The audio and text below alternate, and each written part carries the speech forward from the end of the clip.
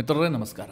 ಮಿತ್ರರೇ, ಫೆಬ್ರವರಿ 1ನೇ ತಾರೀಕು ಕೇಂದ್ರ ಬಜೆಟ್ ಮಂಡನೆ ಆಗ್ತಾ ಇದೆ. ವಿತ್ತ ಸಚಿವೆ ನಿರ್ಮಲಾ ಸೀತಾರಾಮನ್ ಅವರು 8ನೇ ಬಾರಿಗೆ ಕೇಂದ್ರದ ಬಜೆಟ್ ಅನ್ನು ಮಂಡಿಸುವ ಮೂಲಕ ದಾಖಲೆಯನ್ನು ಕೂಡ ನಿರ್ಮಾಣ ಮಾಡ್ತಾ ಇದ್ದಾರೆ. ಈ ಬಾರಿ ಜನ ಕೇಂದ್ರ ಬಜೆಟ್ ಅನ್ನು ಬಹಳ ನಿರೀಕ್ಷೆ ಇಟ್ಟು ನೋಡ್ತಾ ಇದ್ದಾರೆ. ಯಾಕೆ ಅಂತಂದ್ರೆ ಕೆಲವೊಂದಷ್ಟು ಬದಲಾವಣೆಗಳನ್ನ ಮಾಡಲೇಬೇಕು ಅನ್ನುವಂತಹ ನಿರೀಕ್ಷೆ ಅವರಿಗಿದೆ. ಮುಖ್ಯವಾಗಿ ಯಾರು ಕೇಳಿದ್ರೆ ಮಧ್ಯಮ ವರ್ಗದ ಜನ, ದುಡಿದು ತಿನ್ನುವಂತಹ ಜನ. ಅವರು ಆದಾಯ ತೆರಿಗೆಯಲ್ಲಿ ಕೇಂದ್ರ ಸರ್ಕಾರ ಒಂದಷ್ಟು ಬದಲಾವಣೆಯನ್ನ ಮಾಡಬೇಕು ಈ ನಿರೀಕ್ಷೆ ಇಟ್ಕೊಂಡಿದ್ದಾರೆ. ಇನ್ನೊಂದು ಕಡೆಯಲ್ಲಿ ನರೇಂದ್ರ ಮೋದಿ ಅವರು ಕೂಡ ಈ ಬಾರಿ ಒಂದಷ್ಟು ಬದಲಾವಣೆ ಮಾಡೋದಕ್ಕೆ ಮುಂದಾಗ್ತಾ ಇದ್ದಾರೆ. ಟ್ಯಾಕ್ಸ್ ವಿಚಾರದಲ್ಲಿ ದೊಡ್ಡ ರಿಲೀಫ್ ಅನ್ನು ಕೊಡೋದಕ್ಕೆ ಕೇಂದ್ರ ಸರ್ಕಾರ ಮುಂದಾಗುತ್ತೆ. ಅಂತಹದೊಂದು ಅನಿವಾರ್ಯತೆ ಮೋದಿ ಸರ್ಕಾರಕ್ಕೆ ಸೃಷ್ಟಿಯಾಗಿದೆ. ಇದು ದೇಶದ ಆರ್ಥಿಕತೆಯ ಹಿತದೃಷ್ಟಿಯಿಂದಲೂ ಕೂಡ ತೀರಾ ಮುಖ್ಯವಾದಂತಹ ನಿರ್ಧಾರವಾಗುತ್ತೆ. ಮಾಡಲೇಬೇಕಾದಂತಹ ಅನಿವಾರ್ಯತೆ ಕೂಡ ಸೃಷ್ಟಿಯಾಗಿದೆ. ಅದೇನು ಕೇಳಿದ್ರೆ ಈಗೇನು ಟ್ಯಾಕ್ಸ್ ಸ್ಲ್ಯಾಬ್ ಇದೆಯಲ್ಲ, ಇದರಲ್ಲಿ ಸಾಕಷ್ಟು ಬದಲಾವಣೆ ಆಗುತ್ತೆ. ಕಂಪ್ಲೀಟ್ ಚೇಂಜ್ ಆಗುವಂತ ಸಾಧ್ಯತೆಗಳು ಕೂಡ ಇದೆ. ಜೊತೆಗೆ ಸದ್ಯದ ಟ್ಯಾಕ್ಸ್ ರೆಜಿಮ್ ಪ್ರಕಾರ ಒಬ್ಬ ವ್ಯಕ್ತಿ ವಾರ್ಷಿಕವಾಗಿ 7.5 ಲಕ್ಷ ರೂಪಾಯಿ ದುಡ್ಡನ್ನು ಗಳಿಸ್ತಾ ಇದ್ರೆ ಆತ ಟ್ಯಾಕ್ಸ್ ಕಟ್ಟೋದು ಬೇಕಾಗಿಲ್ಲ. ಈ ಮೊತ್ತವನ್ನ 10 ಲಕ್ಷಕ್ಕೆ ಏರಿಸುವಂತ ಸಾಧ್ಯತೆಗಳಿದೆ ಅಂತ ಹೇಳಲಾಗ್ತಾ ಇದೆ. ಈ ಹಿಂದೆ 15 ಲಕ್ಷ ಅಂತ ಹೇಳಲಾಗಿತ್ತು. ಆದರೆ ರಾಷ್ಟ್ರಮಟ್ಟದ ಮಾಧ್ಯಮಗಳು ಸುದ್ದಿ ಮಾಡಿರುವ ಪ್ರಕಾರ ಇದು 10 ಲಕ್ಷದವರೆಗೆ ನಿಗದಿಯಾಗುವಂತ ಸಾಧ್ಯತೆಗಳಿದೆ ಅಂತ. ಜೊತೆಗೆ 10 ರಿಂದ 20 ಲಕ್ಷದವರೆಗೆ ವಾರ್ಷಿಕ ಆದಾಯ ಹೊಂದಿದಾರಲ್ಲ, ಅವರಿಗೂ ಕೂಡ ದೊಡ್ಡ ಮಟ್ಟದ ರಿಲೀಫ್ ಸಿಗುವಂತ ಸಾಧ್ಯತೆಗಳಿದೆ ಹೀಗಂತ ವರದಿಗಳಾಗ್ತಾ ಇದೆ. ಮಿತ್ರರೇ, ಈ ವಿಡಿಯೋದಲ್ಲಿ ಈ ಬಾರಿಯ ಬಜೆಟ್ ನಲ್ಲಿ ನಿರ್ಮಲಾ ಸೀತಾರಾಮನ್ ಮಾಡಬಹುದಾದಂತಹ ಒಂದಷ್ಟು ಟ್ಯಾಕ್ಸ್ ರಿಫಾರ್ಮ್ಸ್, ಇದರಿಂದ ದೇಶದ ಆರ್ಥಿಕತೆಗೆ ಯಾವ ರೀತಿಯಾಗಿ ಹೆಲ್ಪ್ ಆಗುತ್ತೆ, ಜನಸಾಮಾನ್ಯರು ಯಾವ ರೀತಿಯಾಗಿ ನಿಟ್ಟುಸಿರು ಬಿಡುವಂತಾಗುತ್ತೆ, ಇದು ಎಷ್ಟು ಅನಿವಾರ್ಯ, ಇದೆಲ್ಲವುದನ್ನ ಈ ವಿಡಿಯೋದಲ್ಲಿ ನಿಮಗೆ ಡೀಟೇಲ್ ಆಗಿ ತಿಳಿಸ್ಕೊಡ್ತೀನಿ. ನೀವು ಈ ವಿಡಿಯೋನ ಕೊನೆವರೆಗೂ ಮಿಸ್ ಮಾಡದೆ ನೋಡಿ. ಸದ್ಯ ಈ ದೇಶದಲ್ಲಿ ಜನರಿಗೆ ಟ್ಯಾಕ್ಸ್ ಮತ್ತು GST ಇದೆರಡೂ ವಿಚಾರದಲ್ಲೂ ಕೂಡ ಬಹಳ ಸಿಟ್ಟಿದೆ. ಆದರೆ ವಿಪರ್ಯಾಸ ಏನು ಗೊತ್ತಾ, ಈ ಸಿಟ್ಟು ತೋರಿಸುವಂತವರು ಮೋದಿ ಅಭಿಮಾನಿಗಳೇ. ಯಾಕೆಂತಂದ್ರೆ ಬಡ ಮಧ್ಯಮ ವರ್ಗದವರಿಗೆ ಇದು ನೇರವಾಗಿ ಎಫೆಕ್ಟ್ ಆಗ್ತಾ ಇದೆ. ನಿಮಗೆಲ್ಲ ಗೊತ್ತಿರುವ ಹಾಗೆ ಈ ದೇಶದಲ್ಲಿ ನರೇಂದ್ರ ಮೋದಿ ಅವರನ್ನ ಕೈ ಹಿಡಿದಿದ್ದು ಹೆಚ್ಚಾಗಿ ಮಧ್ಯಮ ವರ್ಗದವರು ಮತ್ತು ಬಡ ಮಧ್ಯಮ ವರ್ಗದವರು ಅವರೇ ಅವರನ್ನ ಬೆಂಬಲಿಸಿದ್ದು. ಆದರೆ ಈ ಟ್ಯಾಕ್ಸ್ ವಿಚಾರದಲ್ಲಿ ಮತ್ತು GST ವಿಚಾರದಲ್ಲಿ ನರೇಂದ್ರ ಮೋದಿ ಅವರ ಸರ್ಕಾರವೇ ನಿರ್ಧಾರವನ್ನ ಕೈಗೊಳ್ತಾ ಇರುವಂತದ್ದು. ಹೀಗಾಗಿ ಅವರ ಪರಿಸ್ಥಿತಿ ಏನಾಗಿದೆ ಗೊತ್ತಾ, ನೇರವಾಗಿ ನರೇಂದ್ರ ಮೋದಿ ಅವರನ್ನ ಬೈಯೋದಕ್ಕೆ ಸಾಧ್ಯ ಇಲ್ಲ. ಯಾಕೆಂದ್ರೆ ತಾವೇ ಅಧಿಕಾರಕ್ಕೆ ತಂದು ಕೂರಿಸಿರುವಂತದ್ದು. ಮೋದಿ ಅವರು ಈ ದೇಶಕ್ಕೆ ಅನಿವಾರ್ಯ ಅಂತ ಅವರಿಗೆ ಅನಿಸಿದೆ. ಈ ಕಾರಣದಿಂದ ನೇರವಾಗಿ ಮೋದಿ ಅವರನ್ನ ಟಾರ್ಗೆಟ್ ಮಾಡಿ ಬೈಯೋದಕ್ಕೆ ಸಾಧ್ಯ ಇಲ್ಲ. ಹೀಗಾಗಿ ಈ ಬಡ ಮಧ್ಯಮ ವರ್ಗ ಮತ್ತು ಮಧ್ಯಮ ವರ್ಗದವರ ಟಾರ್ಗೆಟ್ ಆಗ್ತಾ ಇದ್ದಿದ್ದು ನಿರ್ಮಲಾ ಸೀತಾರಾಮನ್ ಅವರು. ಟ್ಯಾಕ್ಸ್ ವಿಚಾರದಲ್ಲಿ ಇವರು ಸರಿಯಾದ ನಿರ್ಧಾರವನ್ನ ಕೈಗೊಳ್ತಾ ಇಲ್ಲ. ಬಡ ಜನರಿಗೆ ಬರೆ ಹಾಕ್ತಾ ಇದ್ದಾರೆ. GST ವಿಚಾರದಲ್ಲೂ ಕೂಡ ರಕ್ತವನ್ನ ಹೀರಲಾಗ್ತಾ ಇದೆ. ಹೀಗೆ ಅನೇಕ ರೀತಿಯಲ್ಲಿ ಟೀಕೆ ಮಾಡಲಾಗ್ತಾ ಇತ್ತು. ಎಷ್ಟರ ಮಟ್ಟಿಗೆ ನಿರ್ಮಲಾ ಸೀತಾರಾಮನ್ ಅವರು ಟೀಕೆಗೊಳಗಾಗ್ತಾ ಇದ್ರು ಅಂತಂದ್ರೆ ಇತ್ತೀಚಿನ 2 ಉದಾಹರಣೆಯನ್ನು ನಿಮಗೆ ಕೊಡಬಹುದು. ಮೊದಲನೇದಾಗಿ ಸೆಕೆಂಡ್ ಹ್ಯಾಂಡ್ ಕಾರ್ ಖರೀದಿ ವಿಚಾರದಲ್ಲಿ ಕೇಂದ್ರ ಸರ್ಕಾರ GST ಅನ್ನು ಜಾಸ್ತಿ ಮಾಡುತ್ತೆ. ಆ ಸಂದರ್ಭದಲ್ಲೂ ಕೂಡ ನಿರ್ಮಲಾ ಸೀತಾರಾಮನ್ ವಿಪರೀತವಾಗಿ ಟೀಕೆಯನ್ನು ಎದುರಿಸ್ತಾರೆ. ಜನರಿಗೆ ಅದನ್ನ ಕನ್ವೆ ಮಾಡೋದಕ್ಕೆ ಸಾಧ್ಯ ಆಗೋದಿಲ್ಲ. ಇದರ ಜೊತೆಗೆ ಪಾಪ್ಕಾರ್ನ್ ಟ್ಯಾಕ್ಸ್ ವಿಚಾರದಲ್ಲಿ ನಿರ್ಮಲಾ ಸೀತಾರಾಮನ್ ಯಾವ ಮಟ್ಟಿಗೆ ಟ್ರೋಲ್ ಆದ್ರು ಅಂತಂದ್ರೆ ಇಡೀ ದೇಶದ ಎಲ್ಲಾ ಸೋಷಿಯಲ್ ಮೀಡಿಯಾದಲ್ಲೂ ಕೂಡ ನಿರ್ಮಲಾ ಸೀತಾರಾಮನ್ ಒಂದು ರೀತಿಯಲ್ಲಿ ಕೆಟ್ಟದಾಗಿ ಟ್ರೋಲ್ ಆಗ್ಬಿಟ್ರು. ಇದನ್ನ ಈಗ ಕೇಂದ್ರ ಸರ್ಕಾರ ಬಹಳ ಸೀರಿಯಸ್ ಆಗಿ ತೆಗೆದುಕೊಂಡಿದೆ. ನರೇಂದ್ರ ಮೋದಿ ಅವರಿಗೂ ಅನಿಸ್ತಾ ಇದೆ, ಈಗ ಇವರು ನಿರ್ಮಲಾ ಸೀತಾರಾಮನ್ ಅವರನ್ನ ಟಾರ್ಗೆಟ್ ಮಾಡ್ತಾ ಇದ್ದಾರೆ. ಮುಂದೆ ಅವರ ಟಾರ್ಗೆಟ್ ಆಗುವಂತದ್ದು ನಾನೇ. ಯಾಕೆಂದ್ರೆ ಈ ದೇಶದ ಜನರಿಗೆ ನಿಜವಾಗ್ಲೂ ತೊಂದರೆ ಆಗ್ತಾ ಇದೆ. ಸಾಮಾನ್ಯ ವರ್ಗದ ಜನ ಇವತ್ತು ಬದುಕಲಾರದಂತಹ ಸ್ಥಿತಿ ನಿರ್ಮಾಣ ಆಗಿದೆ. ಅವರೇನು ದುಡಿತಾ ಇದ್ದಾರೆ ಅದರಲ್ಲಿ ಟ್ಯಾಕ್ಸ್ ಕಟ್ಟೋದು, ಜೊತೆಗೆ ಬೆಲೆ ಏರಿಕೆಯಿಂದಾಗಿ ಜೀವನವನ್ನ ಸುಧಾರಿಸಿಕೊಳ್ಳುವಂತದ್ದು ಇದಕ್ಕೆ ಸೀಮಿತವಾಗ್ತಾ ಇದೆ. ಹೀಗಾಗಿ ಅವರಿಗೊಂದು ರಿಲೀಫ್ ಕೊಡಬೇಕು ಅಂತ ಹೇಳಿ ಕೇಂದ್ರ ಸರ್ಕಾರ ನಿರ್ಧಾರ ಮಾಡಿದೆ. ಈಗಾಗಲೇ ಅನೇಕ ಪತ್ರಿಕೆಗಳಲ್ಲಿ ವರದಿಯಾಗಿರುವಂತೆ ಈ ಬಾರಿ ಆದಾಯ ತೆರಿಗೆಯ ಮಿತಿಯನ್ನ 10 ಲಕ್ಷಕ್ಕೆ ನಿಗದಿಗೊಳಿಸಲಾಗುತ್ತೆ. ಸದ್ಯ 7.5 ಲಕ್ಷ ಮಿತಿ ಇದೆ. ನೀವು ವಾರ್ಷಿಕವಾಗಿ 7.5 ಲಕ್ಷ ರೂಪಾಯಿ ಆದಾಯವನ್ನು ಗಳಿಸ್ತಾ ಇದ್ರೆ ಟ್ಯಾಕ್ಸ್ ಕಟ್ಟೋದು ಬೇಕಾಗಿಲ್ಲ. ನೀವೇನಾದ್ರೂ 7,51,000 ರೂಪಾಯಿ ದುಡಿದ್ರೂ ಕೂಡ ನೀವು ಟ್ಯಾಕ್ಸ್ ಸ್ಲ್ಯಾಬ್ಗೆ ಬಂದುಬಿಡ್ತೀರಿ. ನೇರವಾಗಿ 10% ಟ್ಯಾಕ್ಸ್ ಅನ್ನ ಕಟ್ಟಬೇಕಾಗುತ್ತೆ. ನಿಮ್ಮ 5 ಲಕ್ಷದ ಮೇಲಿನ ಆದಾಯಕ್ಕೆ 10% ಟ್ಯಾಕ್ಸ್ ಕಟ್ಟಬೇಕಾಗುತ್ತೆ. ಆ ಪರಿಸ್ಥಿತಿ ಇದೆ. ಈ ಮಿತಿಯನ್ನ 10 ಲಕ್ಷಕ್ಕೆ ಏರಿಸೋದಕ್ಕೆ ಕೇಂದ್ರ ಸರ್ಕಾರ ತೀರ್ಮಾನ ಮಾಡಿದೆ ಅಂತ ಹೇಳಲಾಗ್ತಾ ಇದೆ. ಕೆಲ ರಾಷ್ಟ್ರೀಯ ಸುದ್ದಿವಾಹಿನಿಗಳಲ್ಲೂ ಕೂಡ ಇದು ಸುದ್ದಿ ಪ್ರಸಾರ ಆಗಿದೆ. ಅಲ್ಲಿಗೆ ಪ್ರತಿ ತಿಂಗಳು 80,000 ರೂಪಾಯಿ ದುಡಿಯುವವನು ಕೂಡ ಟ್ಯಾಕ್ಸ್ ಸ್ಲ್ಯಾಬ್ನೊಳಗೆ ಬರೋದಿಲ್ಲ. ಇದರ ಲಾಭ ನೇರವಾಗಿ ಬಡ ಮಧ್ಯಮ ವರ್ಗದವರಿಗಾಗತ್ತೆ. ದೊಡ್ಡ ಮಟ್ಟದಲ್ಲೇ ಲಾಭ ಆಗುತ್ತೆ. ಜೊತೆಗೆ ಮಿತ್ರರೇ, ಇದಕ್ಕಿಂತ ಹೆಚ್ಚಿಗೆ ದುಡಿತಾರಲ್ಲ, ಈಗ 10 ರಿಂದ 20 ಲಕ್ಷದವರೆಗೆ ವಾರ್ಷಿಕ ಆದಾಯ ಇದೆ ಅಂತ ತಿಳ್ಕೊಳ್ಳಿ, ಅವರಿಗೂ ಕೂಡ ಕೆಲವೊಂದಷ್ಟು ಲಾಭವನ್ನು ಮಾಡಿಕೊಳ್ಳೋದಕ್ಕೆ ಕೇಂದ್ರ ಸರ್ಕಾರ ನಿರ್ಧಾರ ಮಾಡದಂತೆ ಕಂಡು ಬರ್ತಾ ಇದೆ. ಅದೇನು ಕೇಳಿದ್ರೆ ಸದ್ಯ ನ್ಯೂ ಟ್ಯಾಕ್ಸ್ ರೆಜಿಮ್ ಪ್ರಕಾರವಾಗಿ ಒಟ್ಟು 5 ಟ್ಯಾಕ್ಸ್ ಸ್ಲ್ಯಾಬ್ಗಳಿದೆ. ಅಂದ್ರೆ 0 ರಿಂದ 3 ಲಕ್ಷದವರೆಗೆ ಯಾರಾದರೂ ಆದಾಯವನ್ನು ಗಳಿಸ್ತಾ ಇದ್ರೆ ಅವರಿಗೆ ಯಾವುದೇ ಟ್ಯಾಕ್ಸ್ ಇಲ್ಲ. 3 ರಿಂದ 6 ಲಕ್ಷದವರೆಗೆ ಆದಾಯ ಗಳಿಸ್ತಾ ಇದ್ರೆ 5% ಟ್ಯಾಕ್ಸ್ ಇದೆ. 6 ರಿಂದ 9 ಲಕ್ಷದವರೆಗೆ ಆದಾಯ ಇರುವಂತವರಿಗೆ 10% ಟ್ಯಾಕ್ಸ್ ಇದೆ. ಇದರಲ್ಲಿ ನೀವು ಪ್ರಾಪರ್ ಆಗಿ ಇನ್ಕಮ್ ಟ್ಯಾಕ್ಸ್ ರಿಟರ್ನ್ ಅನ್ನ ಸಬ್ಮಿಟ್ ಮಾಡಿದ್ದೆ ಆದ್ರೆ 7.5 ಲಕ್ಷದವರೆಗೂ ಕೂಡ ಟ್ಯಾಕ್ಸ್ ಬೆನಿಫಿಟ್ ಅನ್ನು ಪಡೆದುಕೊಳ್ಳಬಹುದು. ಅನಂತರ ಮಿತ್ರರೇ, 9 ಲಕ್ಷದಿಂದ 12 ಲಕ್ಷದವರೆಗೆ ಆದಾಯವನ್ನು ಗಳಿಸಿದ್ರೆ ಅವರಿಗೆ 15% ಟ್ಯಾಕ್ಸ್ ಸ್ಲ್ಯಾಬ್ ಇದೆ. ಹಾಗೆ 12 ರಿಂದ 15 ಲಕ್ಷದವರೆಗೆ ವಾರ್ಷಿಕ ಆದಾಯ ಇದ್ರೆ ಅವರಿಗೆ 20% ಟ್ಯಾಕ್ಸ್ ಸ್ಲ್ಯಾಬ್ ಇದೆ. 15 ಲಕ್ಷ ಮೇಲ್ಪಟ್ಟಂತಹ ಆದಾಯ ಇರುವಂತವರಿಗೆ 30% ಟ್ಯಾಕ್ಸ್ ಸ್ಲ್ಯಾಬ್ ಇದೆ. ಈಗ ಇದರಲ್ಲೂ ಕೂಡ ಬದಲಾವಣೆ ಆಗುತ್ತೆ ಅಂತ ಹೇಳಲಾಗ್ತಾ ಇದೆ. ಯಾಕೆ ಕೇಳಿದ್ರೆ ಇದು ಕೂಡ ಜನಸಾಮಾನ್ಯರಿಗೆ ಬರೆ ಆಗ್ತಾ ಇದೆ. ಯೋಚನೆ ಮಾಡಿ, ನೀವು ಒಬ್ಬನಿಗೆ 16 ಲಕ್ಷ ರೂಪಾಯಿ ಸಂಬಳ ಇರುತ್ತೆ, ಅವನು ಕೂಡ 30% ಟ್ಯಾಕ್ಸ್ ಕಟ್ಟಬೇಕು. ಇನ್ನೊಬ್ಬನಿಗೆ 45 ಲಕ್ಷ ರೂಪಾಯಿ ಸಂಬಳ ಇರುತ್ತೆ, ಅವನು ಕೂಡ 30% ಟ್ಯಾಕ್ಸ್ ಅನ್ನು ಕಟ್ಟಬೇಕು.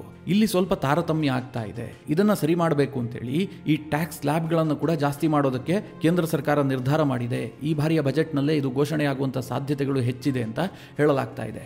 ಯಾವ ರೀತಿಯಾಗಿ ಬದಲಾವಣೆ ಆಗುತ್ತೆ ಕೇಳಿದ್ರೆ, ಈಗ 10 ರಿಂದ 20 ಲಕ್ಷದವರೆಗೆ ಆದಾಯ ಹೊಂದಿದಾರಲ್ಲ, ಅವರ ಟ್ಯಾಕ್ಸ್ ಸ್ಲ್ಯಾಬ್ಗಳಲ್ಲಿ ಬಹಳಷ್ಟು ವ್ಯತ್ಯಾಸ ಆಗುತ್ತೆ. 20 ರಿಂದ 25% ಟ್ಯಾಕ್ಸ್ ಇರುವಂತಹ ಇನ್ನೊಂದು ಟ್ಯಾಕ್ಸ್ ಸ್ಲ್ಯಾಬ್ ಅನ್ನು ಕೂಡ ಕೇಂದ್ರ ಸರ್ಕಾರ ಇಂಟ್ರೊಡ್ಯೂಸ್ ಮಾಡುತ್ತೆ. ನಿರ್ಮಲಾ ಸೀತಾರಾಮನ್ ಅಂತಹ ಘೋಷಣೆಯನ್ನು ಮಾಡುವಂತಹ ಸಾಧ್ಯತೆಗಳಿದೆ ಅಂತ ಸ್ವತಃ ಆರ್ಥಿಕ ಪಂಡಿತರೇ ಅಭಿಪ್ರಾಯವನ್ನು ವ್ಯಕ್ತಪಡಿಸ್ತಾ ಇದ್ದಾರೆ. ಮಿತ್ರರೇ, ಇದರ ಅವಶ್ಯಕತೆ ತೀರಾ ಇದೆ. ಯಾಕೆ ಗೊತ್ತಾ? ಇವತ್ತು ಈ ದೇಶದ ಬೆನ್ನೆಲುಬು ಅಂತ ನಾವು ರೈತರನ್ನ ಕರಿತೀವಿ. ನನಗನ್ಸುತ್ತೆ ಮಿತ್ರರೇ, ಈ ದೇಶದ ಬೆನ್ನೆಲುಬಾಗಿ ರೈತರ ಜೊತೆಗೆ ಈ ಮಧ್ಯಮ ವರ್ಗದ ಜನರೇನಿದ್ದಾರೆ, ಆದಾಯ ತೆರಿಗೆ ಕಟ್ಟುವಂಥವ್ರು, ಅವರನ್ನ ಕೂಡ ಸೇರಿಸಬೇಕು. ಯಾಕಂದ್ರೆ ಈ ದೇಶಕ್ಕೆ ನಿಸ್ವಾರ್ಥವಾಗಿ ಸೇವೆ ಸಲ್ಲಿಸ್ತಾ ಇರುವಂಥವ್ರು ಇವರೇ. ಅದು ಹೇಗೆ ಅಂತ ಹೇಳ್ತೀನಿ ಕೇಳಿ. ಇವತ್ತು ಮಧ್ಯಮ ವರ್ಗದವರಾಗಿರಬಹುದು, ಬಡ ಮಧ್ಯಮ ವರ್ಗದವರಾಗಿರಬಹುದು, ಇವರು ಸರ್ಕಾರದಿಂದ ಏನೂ ನಿರೀಕ್ಷೆ ಮಾಡೋದಿಲ್ಲ. ಅಂದ್ರೆ ಇವರು ಯಾವುದೇ ಫ್ರೀ ಸ್ಕೀಮ್ಗೆ ಇಷ್ಟಪಡೋದಿಲ್ಲ. ನೀವು ಸರ್ಕಾರ ಫ್ರೀ ಕೊಡ್ತೀವಿ ಅಂತಂದ್ರೂ ಇವರು ಅದನ್ನ ವಿರೋಧ ಮಾಡ್ತಾರೆ. ಬೇಡ, ಈ ದೇಶಕ್ಕೆ ಹಾನಿಯಾಗುತ್ತೆ ಅಂತ ಅವ್ರು ಯೋಚನೆ ಮಾಡ್ತಾರೆ. ಅದಕ್ಕೂ ಮುಂದುವರೆದು ಹೇಳಬೇಕು ಅಂತಂದ್ರೆ, ಇವರು ಹೆಲ್ತ್ ಕೇರ್ ಬೆನಿಫಿಟ್ ಅನ್ನು ಕೂಡ ಸರ್ಕಾರದಿಂದ ಪಡೆದುಕೊಳ್ಳೋದಿಲ್ಲ. ಇವರು ಯಾರೂ ಕೂಡ ಸರ್ಕಾರಿ ಆಸ್ಪತ್ರೆಗೆ ದಾಖಲಾಗಿ ಚಿಕಿತ್ಸೆಯನ್ನು ಪಡೆದುಕೊಳ್ಳೋದಿಲ್ಲ. ಇವರು ಹೆಲ್ತ್ ಇನ್ಸೂರೆನ್ಸ್ ಇನ್ನೊಂದು ಮತ್ತೊಂದು ಮಾಡಿಕೊಂಡಿರ್ತಾರೆ. ಅವಶ್ಯಕತೆ ಬಂದಂತಹ ಸಂದರ್ಭದಲ್ಲಿ ಖಾಸಗಿ ಆಸ್ಪತ್ರೆಗಳಲ್ಲೇ ಚಿಕಿತ್ಸೆ ಪಡೀತಾರೆ. ಇದಕ್ಕೆ ಮುಂದುವರೆದು ಹೇಳಬೇಕು ಅಂತಂದ್ರೆ, ಎಜುಕೇಷನ್ ಸೆಕ್ಟರ್ನಲ್ಲೂ ಕೂಡ ಇವರ ಮಕ್ಕಳು ಸರ್ಕಾರಿ ಶಾಲೆಗೆ ಹೋಗೋದಿಲ್ಲ, ಪ್ರೈವೇಟ್ ಸ್ಕೂಲ್ಗಳಿಗೆ ಹೋಗ್ತಾರೆ. ಅಲ್ಲೂ ಕೂಡ ದುಬಾರಿ ದುಡ್ಡನ್ನು ಕೊಟ್ಟು ಮಕ್ಕಳನ್ನು ಓದಿಸ್ತಾರೆ. ಅಂದ್ರೆ ಸರ್ಕಾರದಿಂದ ಇವರು ಏನನ್ನೂ ನಿರೀಕ್ಷೆ ಮಾಡೋದಿಲ್ಲ. ಇವರಿಗೆ ತೀರಾ ಅನಿವಾರ್ಯತೆ ಇರೋದೇನು? ಒಂದು ರಸ್ತೆ, ಇನ್ನೊಂದು ವಿದ್ಯುತ್, ಇದನ್ನೆಲ್ಲ ಸರ್ಕಾರ ಪೂರೈಸಿಬಿಟ್ರೆ ಅವ್ರು ಬೇರೆ ಏನನ್ನೂ ಕೇಳೋದಿಲ್ಲ. ಉಚಿತವಾಗಿ ಯಾವುದನ್ನೂ ನಿರೀಕ್ಷೆ ಮಾಡೋದಿಲ್ಲ. ಅಂತಹವರು ಈ ಮಧ್ಯಮ ವರ್ಗದವರು ಮತ್ತು ಬಡ ಮಧ್ಯಮ ವರ್ಗದವರು. ಈಗ ಇವರಿಗೆ ನಿರೀಕ್ಷೆ ಇರುವಂತಹದ್ದೇನು? ಹೌದಪ್ಪ, ದೇಶಕ್ಕೆ ಟ್ಯಾಕ್ಸ್ ಕಟ್ಟುವಂತಹದ್ದು ಅನಿವಾರ್ಯ, ನಾವು ಕಟ್ಟೋದಕ್ಕೆ ರೆಡಿ ಇದ್ದೀವಿ, ಆದರೆ ನಮಗೆ ಸ್ವಲ್ಪ ರಿಯಾಯಿತಿ ಕೊಡಿ. ನಮಗೆ ನಿಮ್ಮ ಯಾವುದೇ ಫ್ರೀ ಸ್ಕೀಮ್ಗಳು ಬೇಡ, ನೀವು ಮತ್ತೊಂದೇನೋ ಕೊಡ್ತೀವಿ ಅಂತಂದ್ರೆ ನಮಗೆ ಬೇಕಾಗಿಲ್ಲ. ನಮಗೆ ಟ್ಯಾಕ್ಸ್ನಲ್ಲಿ ಸ್ವಲ್ಪ ರಿಲೀಫ್ ಕೊಡಿ. ನಾವು ದುಡ್ದಿದ್ದೆಲ್ಲದನ್ನು ಕೂಡ ಟ್ಯಾಕ್ಸ್ ಕಟ್ಟುವಂತಹ ಪರಿಸ್ಥಿತಿ ಎದುರಾಗ್ತಾ ಇದೆ. ಒಂದು ಕಡೆ ನಾವು ಯಾವುದೋ ಹೊಸ ವಸ್ತುವನ್ನು ಖರೀದಿ ಮಾಡ್ತೀವಿ ಅಂತಂದ್ರೆ ಅದಕ್ಕೆ GST ಇದೆ. ಇನ್ನೊಂದು ಕಡೆಯಲ್ಲಿ ನಾವು ದುಡಿದಂತಹ ಸಂಬಳಕ್ಕೂ ಕೂಡ ನೀವು ಟ್ಯಾಕ್ಸ್ ಕಟ್ ಮಾಡ್ತೀರಿ. ಇದು ಜಾಸ್ತಿ ಆಗ್ತಾ ಇದೆ. ಇದರಲ್ಲಿ ಸ್ವಲ್ಪ ರಿಲೀಫ್ ಕೊಡಿ ಅಂತೇಳಿ ಈ ಬಡ ಮಧ್ಯಮ ವರ್ಗದವರು ಮತ್ತು ಮಧ್ಯಮ ವರ್ಗದವರು ಸರ್ಕಾರದ ಮೇಲೆ ನಿರಂತರವಾಗಿ ಡಿಮ್ಯಾಂಡ್ ಇಡ್ತಾ ಇದ್ದಾರೆ. ಈ ಬಾರಿ ಕೇಂದ್ರ ಸರ್ಕಾರ ಇದನ್ನು ಆಲಿಸಿದೆ. ಯಾಕೆಂತಂದ್ರೆ ಇದು ನೇರವಾಗಿ ತನ್ನ ವೋಟ್ ಬ್ಯಾಂಕ್ಗೆ ಡ್ಯಾಮೇಜ್ ಮಾಡ್ತಾ ಇದೆ ಅಂತ ನರೇಂದ್ರ ಮೋದಿ ಅವರಿಗೆ ಅನಿಸಿದೆಯಂತೆ. ಈ ಕಾರಣದಿಂದ ಈ ಬಾರಿ ದೊಡ್ಡ ಬದಲಾವಣೆಯನ್ನ ಟ್ಯಾಕ್ಸ್ ವಿಚಾರದಲ್ಲಿ ತರ್ತಾರೆ. ಈ ಬಾರಿಯ ಕೇಂದ್ರ ಸರ್ಕಾರದ ಬಜೆಟ್ ನಲ್ಲಿ ಇದೇ ದೊಡ್ಡ ಹೈಲೈಟ್ ಆಗಿರುತ್ತೆ ಅಂತ ಅನೇಕ ಪತ್ರಿಕೆಗಳಲ್ಲಿ ವರದಿ ಮಾಡಲಾಗ್ತಾ ಇದೆ. ಹೀಗೆ ಮಾಡೋದ್ರಿಂದ ಕೇಂದ್ರ ಸರ್ಕಾರದ ಆದಾಯಕ್ಕೆ ಕೊರತೆ ಆಗೋದಿಲ್ವಾ ಅಂತ ನಿಮಗೊಂದು ಪ್ರಶ್ನೆ ಬರಬಹುದು. ಸ್ವಲ್ಪ ಮಟ್ಟಿಗೆ ಕೊರತೆ ಆಗುತ್ತೆ, ಆದ್ರೂ ಕೂಡ ಇದು ಆರ್ಥಿಕ ಅಭಿವೃದ್ಧಿಯ ದೃಷ್ಟಿಯಿಂದ ಒಳ್ಳೆಯದಾಗುತ್ತೆ. ಅದೇಗೆ ಅಂತ ಹೇಳ್ತೇನೆ ಕೇಳಿ. ಕೇಂದ್ರ ಸರ್ಕಾರ ಏನಾದರೂ ಟ್ಯಾಕ್ಸ್ ಸ್ಲ್ಯಾಬ್ ನಲ್ಲಿ ದೊಡ್ಡ ಮಟ್ಟದ ಬದಲಾವಣೆಯನ್ನ ಮಾಡಿದ್ದೆ ಆದ್ರೆ, ಅಂದ್ರೆ 10 ಲಕ್ಷಕ್ಕೆ ತೆರಿಗೆ ಮಿತಿಯನ್ನ ನಿಗದಿಪಡಿಸಿದ್ದೆ ಆದ್ರೆ, ಜೊತೆಗೆ ಉಳಿದಂತಹ ಟ್ಯಾಕ್ಸ್ ಸ್ಲ್ಯಾಬ್ ಅನ್ನು ಕೂಡ ಬದಲಾವಣೆ ಮಾಡಿದ್ದೆ ಆದ್ರೆ, ಕೇಂದ್ರ ಸರ್ಕಾರಕ್ಕೆ ವಾರ್ಷಿಕವಾಗಿ ಸರಿಸುಮಾರು ಒಂದು 50,000 ರಿಂದ 60,000 ಕೋಟಿಯಷ್ಟು ಕೊರತೆ ಆಗಬಹುದು ಅಂತ ಅಂದಾಜು ಮಾಡಲಾಗ್ತಾ ಇದೆ. ಹಾಗಂತ ಇದನ್ನ ಕಂಪ್ಲೀಟ್ ಆಗಿ ಕೇಂದ್ರ ಸರ್ಕಾರಕ್ಕೆ ನಷ್ಟ ಅಂತ ಹೇಳೋದಕ್ಕೆ ಸಾಧ್ಯ ಇಲ್ಲ. ಕೇಂದ್ರ ಸರ್ಕಾರದ ಇನ್ನೊಂದು ಲೆಕ್ಕಾಚಾರ ಏನು ಗೊತ್ತಾ? ದೇಶದಲ್ಲಿ ಆರ್ಥಿಕ ಅಭಿವೃದ್ಧಿಯ ದರ ಸ್ವಲ್ಪ ಕುಂಠಿತ ಆಗ್ತಾ ಇದೆ, ನಿರೀಕ್ಷಿಸಿದ ಮಟ್ಟದಲ್ಲಿ ಆಗ್ತಾ ಇಲ್ಲ. ಇದಕ್ಕೆ ಕಾರಣ ಏನು ಅಂತಂದ್ರೆ, ಡಿಮ್ಯಾಂಡ್ ಕಡಿಮೆ ಆಗ್ತಾ ಇದೆ. ಡಿಮ್ಯಾಂಡ್ ಕಡಿಮೆ ಆಗೋದಕ್ಕೆ ಏನು ಕಾರಣ? ಜನರ ಬಳಿಯಲ್ಲಿ ದುಡ್ಡು ಓಡಾಡ್ತಾ ಇಲ್ಲ. ಬಂದಂತಹ ಸಂಬಳವನ್ನು ಆತ ಎಲ್ಲದಕ್ಕೂ ಹೊಂದಿಸೋದಕ್ಕೆ ಸರಿ ಆಗ್ತಾ ಇದೆ. ಉದಾಹರಣೆಗೆ ಹೇಳಬೇಕು ಅಂತಂದ್ರೆ, ಈಗ 1 ಲಕ್ಷ ರೂಪಾಯಿ ದುಡಿತಾನಪ್ಪ, ಅದರಲ್ಲಿ ಆತ ಸರ್ಕಾರಕ್ಕೆ ಟ್ಯಾಕ್ಸ್ ಕಟ್ಟಬೇಕು, ಜೊತೆಗೆ ಒಂದಷ್ಟು EMI ಅನ್ನ ಮಾಡ್ಕೊಂಡಿರ್ತಾನೆ, EMI ಅನ್ನ ಕಟ್ಟಬೇಕು, ನಗರ ಪ್ರದೇಶದಲ್ಲಿ ವಾಸ ಮಾಡೋದಾಗಿದ್ರೆ ಮನೆ ಬಾಡಿಗೆ ಕಟ್ಟಬೇಕು, ಮಕ್ಕಳ ಫೀಸ್ ಕಟ್ಟಬೇಕು. ಇದೆಲ್ಲ ಮುಗಿತಿದ್ದ ಹಾಗೆ ಆತನಿಗೆ ಝೀರೋ ಬ್ಯಾಲೆನ್ಸ್ ಆಗುತ್ತೆ. ಆತ ಹೊಸದನ್ನೇನೋ ಕೊಂಡುಕೊಳ್ಬೇಕು, ಹೊಸ ಏನೋ ಪ್ಲಾನ್ ಮಾಡಬೇಕು, ಇದು ಯಾವುದೂ ಆಗ್ತಾ ಇಲ್ಲ. ಸದ್ಯ ಇನ್ಫ್ಲೇಷನ್ ಕಾರಣದಿಂದಾಗಿ ಆರ್ಥಿಕತೆ ಯಾವ ರೀತಿಯಾಗಿ ಕುಂಠಿತ ಆಗ್ತಾ ಇದೆ ಅಂತಂದ್ರೆ, ಸರಿಸುಮಾರು ಒಂದು 25 ವರ್ಷದ ಹಿಂದೆ 10,000 ದುಡಿದವನು ಕೂಡ ಸೇವಿಂಗ್ಸ್ ಮಾಡುವಂತಹ ಪರಿಸ್ಥಿತಿ ಇತ್ತು. ಈಗ 1 ಲಕ್ಷ ದುಡಿಯುವವನು ಕೂಡ 1 ರೂಪಾಯಿ ಸೇವಿಂಗ್ಸ್ ಮಾಡೋದಕ್ಕೆ ಸಾಧ್ಯ ಇಲ್ಲ. ಆ ದಿನದ ಖರ್ಚನ್ನ ಆ ದಿನವೇ ನೋಡ್ಕೊಳ್ಬೇಕಾದಂತಹ ಪರಿಸ್ಥಿತಿ ಎದುರಾಗ್ತಾ ಇದೆ.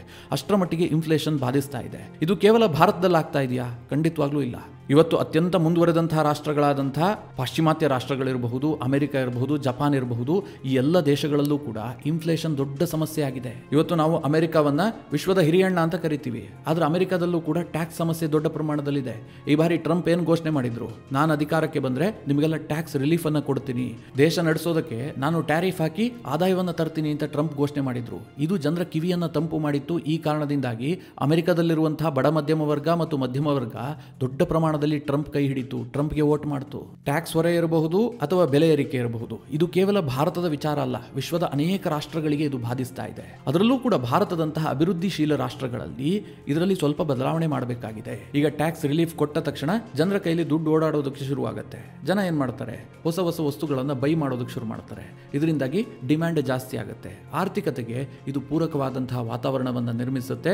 ಭಾರತದ ಆರ್ಥಿಕ ಅಭಿವೃದ್ಧಿಯ ದರವೂ ಕೂಡ ಹೆಚ್ಚಳ ಆಗುತ್ತೆ. ಹೀಗಾಗಿ ಕೇಂದ್ರ ಸರ್ಕಾರ ಇಂತಹದೊಂದು ದಿಟ್ಟ ಕ್ರಮವನ್ನ ಈ ಬಾರಿಯ ಬಜೆಟ್ನಲ್ಲಿ ಕೈಗೊಳ್ಳುತ್ತೆ ಅಂತ ಅನೇಕರು ವಿಶ್ಲೇಷಣೆ ಮಾಡ್ತಾ ಇದ್ದಾರೆ. ಕೆಲ ಆರ್ಥಿಕ ಇಲಾಖೆಯ ಅಧಿಕಾರಿಗಳ ಮಾಹಿತಿಯನ್ನು ಆಧರಿಸಿಯೇ ಕೆಲ ಪತ್ರಿಕೆಗಳು ಕೂಡ ವರದಿ ಮಾಡಿದ್ದಾವೆ. ಮಿತ್ರರೇ, ಇದನ್ನೆಲ್ಲ ಹೇಳಿದಂತಹ ಸಂದರ್ಭದಲ್ಲಿ ಕೆಲವರೊಂದು ವಿತಂಡವಾದವನ್ನ ಮಾಡ್ತಾರೆ. ಭಾರತದಲ್ಲೆಲ್ಲ ಟ್ಯಾಕ್ಸ್ ಹಣವನ್ನ ಕೇಂದ್ರ ಸರ್ಕಾರ ತೆಗೆದುಕೊಳ್ಳುತ್ತೆ, ರಾಜ್ಯ ಸರ್ಕಾರ ತೆಗೆದುಕೊಳ್ಳುತ್ತೆ, ಈ ಸರ್ಕಾರಗಳೆಲ್ಲ ಹಣಭಾಕ ಸರ್ಕಾರಗಳು, ಹೀಗೆಲ್ಲ ಜನ ಮಾತನಾಡ್ತಾರೆ. ಇದನ್ನ ಕಟುವಾಗಿ ಟೀಕಿಸ್ತಾರೆ. ಹಾಗಾದ್ರೆ ನಿಜವಾಗ್ಲೂ ಟ್ಯಾಕ್ಸ್ ಒಳ್ಳೆಯದಾ ಅಥವಾ ಕೆಟ್ಟದ್ದಾ? ದೇಶಕ್ಕೆ ಟ್ಯಾಕ್ಸ್ ಯಾಕೆ ಬೇಕು? ಇದನ್ನ ಚಿಕ್ಕದಾಗಿ ನಿಮ್ಗೆ ಹೇಳ್ಬಿಡ್ತೀನಿ. ಇವತ್ತು ಗಲ್ಫ್ ನಂತರ ರಾಷ್ಟ್ರಗಳಲ್ಲಿ ನೀವು ವಾಸ ಮಾಡ್ತಾ ಇದ್ರೆ ನಿಮಗೆ ಟ್ಯಾಕ್ಸ್ನ ಹೊರೆ ಅಷ್ಟಾಗಿ ಕಾಣೋದಿಲ್ಲ. ಯಾಕೆ ಗೊತ್ತಾ? ಆ ದೇಶಗಳು ನೈಸರ್ಗಿಕವಾಗಿ ಸಂಪದ್ಭರಿತವಾದಂತಹ ದೇಶಗಳು.